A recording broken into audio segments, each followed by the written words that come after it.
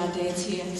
I'm super excited that my own dad is here this morning. So this is a poem that I wrote about him earlier on this year. And much like Ulu's message about Ishmael, I wrote it during a time where God was speaking to me about finding treasures in our dark times, and reflecting on my own dark times. It was really clear what the treasure was for me.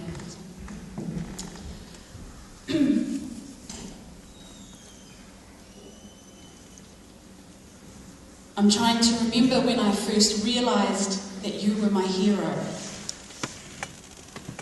Like a caped farmer laying good soil in my heart. Or like a chief artisan that slept in the stars because stretching the canvas of my imagination was your craft. I'm trying to remember when I had decided that you were my best friend, treating our heart-to-hearts like a lunchbox we'd share when the cupboards and the fridges of the souls of us was bare. And I'm trying to remember when I knew that you had become my standard.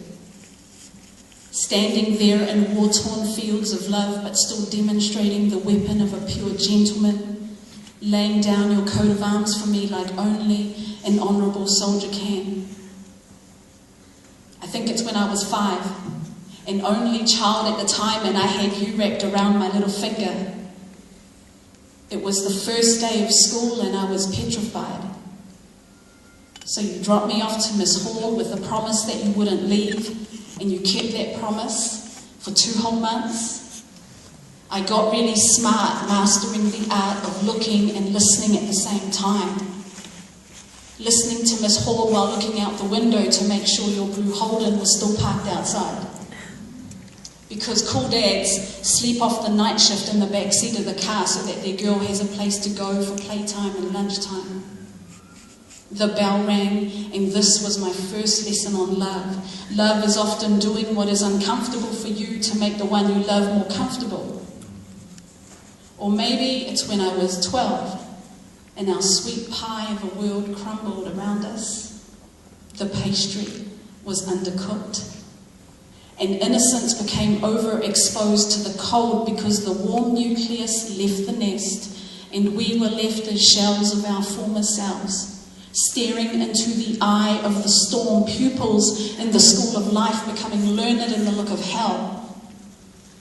But this was where you opened up the pages of a good book and taught us little ones how to pray, while the sky gave us all a lesson on how to lament in unison as the weather forecast continued to read downcast from day to day.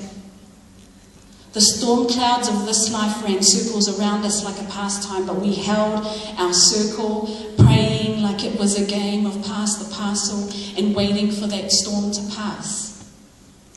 In time it did, and we passed that test with an A+++ of a mantra. If God is for us, then who can be against us, you said. But I think the real hero moment came at 22, and now we were peers.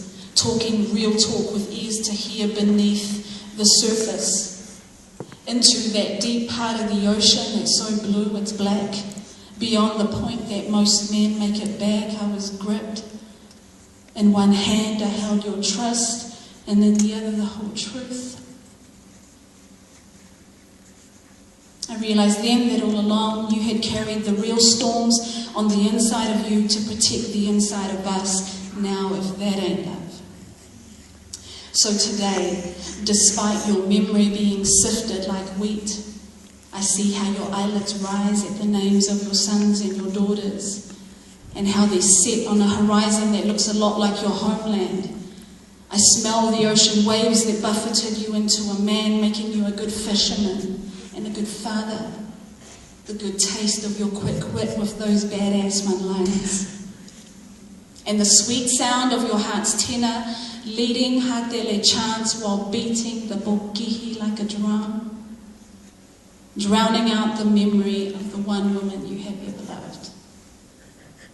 Dad, you are gold, and gold records of you have sold me on the fact that you've been a farmer right from the start. Legendary in your field, harvesting a lineage of strength. I hope you know, Dad, we're now staring down at a line of warriors at length. Warriors that will put love first and war last because you put the seed first. So in my mind, your fruit is true and your fading memory is actually powerless because I remember you.